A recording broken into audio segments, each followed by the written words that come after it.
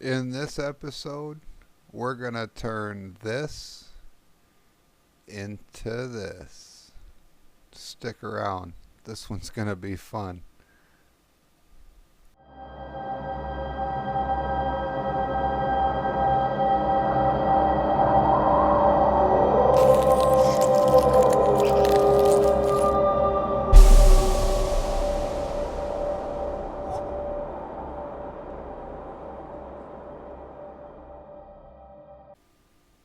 Hello, everybody. Welcome back to Automation Empire. I am Arctic Wolf, and this is episode 9. In our last episode, we converted the drone delivery to a claw track delivery, and then we researched in our tech tree. We unlocked the combiner. In today's episode, we're going to rip it all out and start over.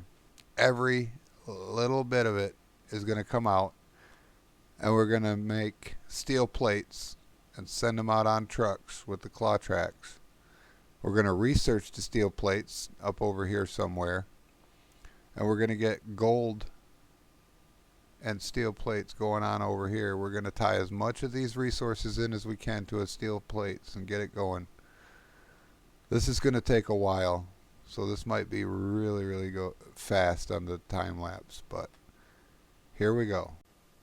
And we're going to speed this up, and we're going to start by deleting everything. Then, after it's all gone, we're going to put everything back down. But not exactly the same as it was. We're going to move some things. We're going to do some things a little bit differently. So this takes about 2 hours to rebuild. I squished this down into 20 minutes. It's just basically redoing everything again. So I'm going to shut up, let you guys enjoy watching me do this work here, and then I will come back to you in a minute.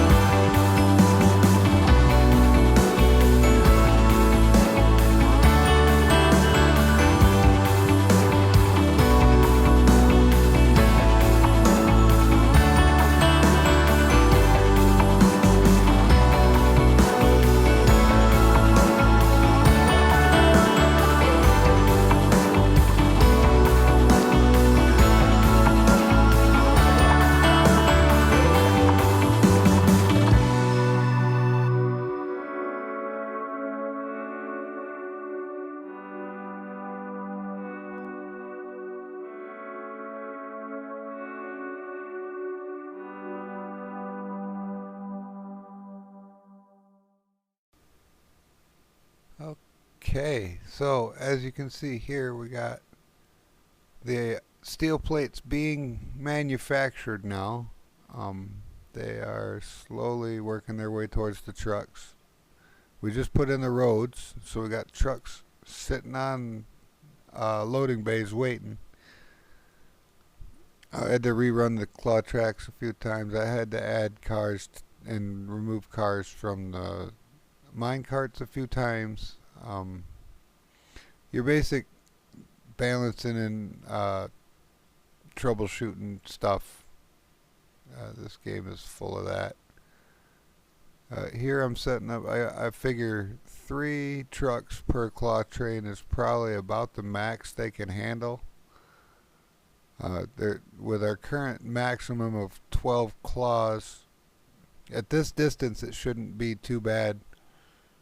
Leaving one there while you go in and get more and come back out, and then by the time you get back out there and load that last one up, the other ones will be on their way in. Should be working just fine. I shouldn't get any empty trucks leaving once this thing gets all warmed up. It is done incorrectly here. There's only one combiner, and I need to run at least 3, possibly 4 combiners with this much resources. So I tear this system out and rebuild it with. It takes me a minute to rework it. I could have probably started the whole thing over, blew the whole building up, and just did the whole thing again, but at this point I was already halfway invested in the project, so I'm like, well, we'll continue with what we've got and we'll work it in. So what I ended up doing is I ended up emptying the output from the ovens into a bin and using a minecart to take it to different places around the factory to take it to the combiners so that they could have room to work, because that one in here just wasn't cutting it. So, but this is like part of the fun of it, like solving these little puzzles that you got the certain size tracks and they can bend certain ways and the certain pipes and the certain connectors, and you only got a certain way you can put things in, and you have to Tetris and jigsaw puzzle this stuff all together and make it work.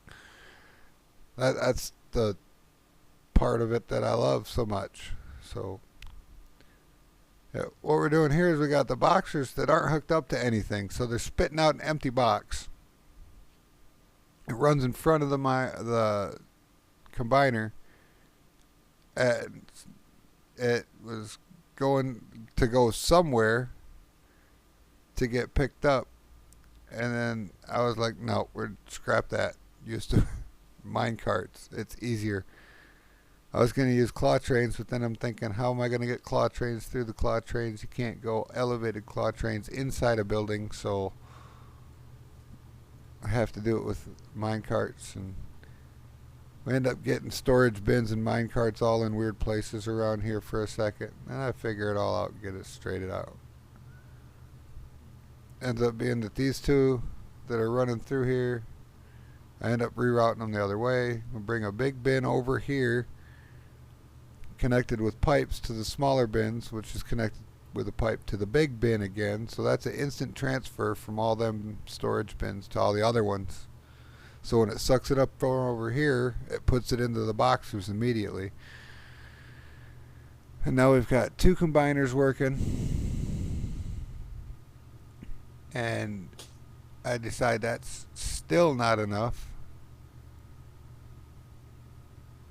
So then we set up. See, right now I'm working on getting all the steel plates over into the main outgoing storage bin and routing them mine carts to do that. I have to reroute a couple other carts, just nudge them out of the way a little bit so I can add another track in here and add another track in there to get them going. Ends up working out pretty good. I have like no room for extra minecart track in this area for letting them run past, so I have to reroute it again. And there is still no room in here to let a minecart track run past there. I can get 4 carts on it, I think, as a max, and that's just going to have to work. That's double storage bins there, so it can hold 80 before it overflows, but the combiners can only spit out 8. They can only hold 8 at a time, so it should be 3 cars. 2 of them will get full and 1 will be empty every time. So running 4 on there, and it's filling up 3, it's emptying the bins out until it's empty. Now here's a pretty slick idea with these. In order to get the cooked iron and coal over here, I use a claw train. I picked it up from, I made a boxer out of those 2 storage bins. I picked it up from over there and I set it down, run it underneath the intake on the combiner, and then send it to a box destroyer. And that little setup actually works really well. I got 1 claw train on it. I just set the combiner drop-off stations over there to be choosy about what they pick up. One side only takes iron, the other side only takes coal, so there's no crossover, so you're not like trying to combine 2 coal and get an ash. It's always going to have just iron on one side and just coal on the other side.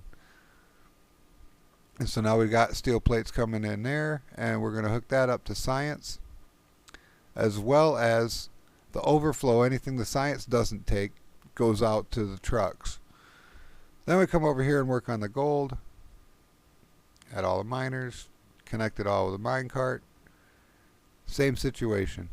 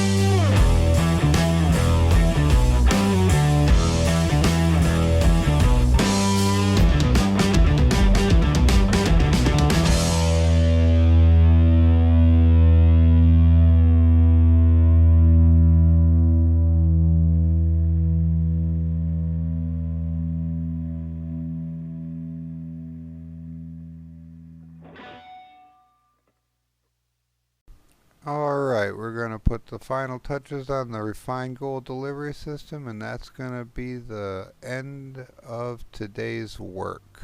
There. Much better.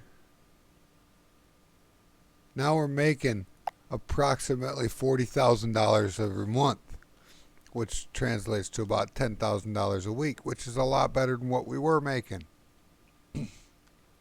Not to mention, we are researching the steel plates and the gold. We have a decent setup in this factory. It's not great, but it does the job. I had to add extra combiners and run a claw train over there and stuff to get it to use as much as we're smelting of the raw stuff, and it's still not using it all, but we're sending out enough.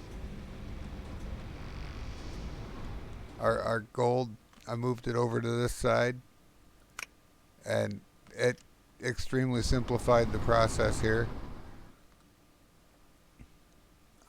The more we draw out of this is expandable. We can add another bin over here and more smelters in another bin there.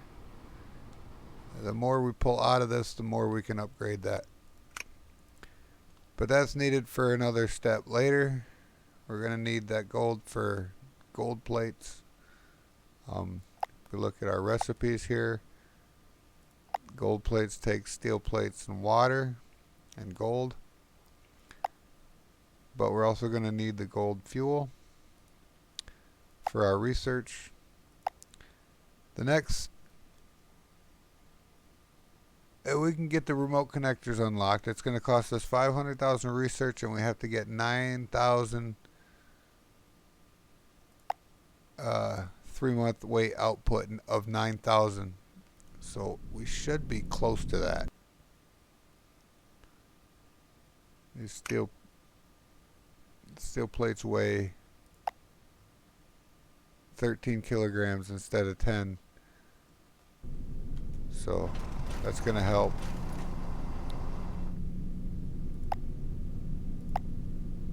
More than we can send out, the better we'll be. We're about to hit the end of the month. There we go. Okay.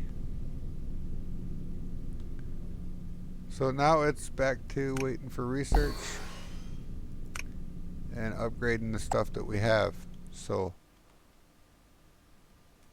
I feel like I did a good thing today.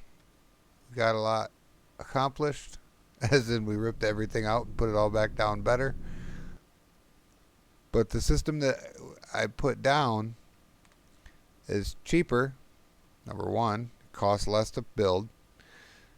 Number two, costs less to maintain. And number three, makes us more money. So that is a 3-strike hat trick, whatever you're going to call it, of good things happening for today. So if you like this video, hit the thumbs up button. If you like my channel and this playlist, hit the subscribe button. If you want to know exactly when my next video comes out, hit that bell icon. You'll get a notification. And with that, you people have a wonderful day. Thanks for stopping by. We'll see you next time.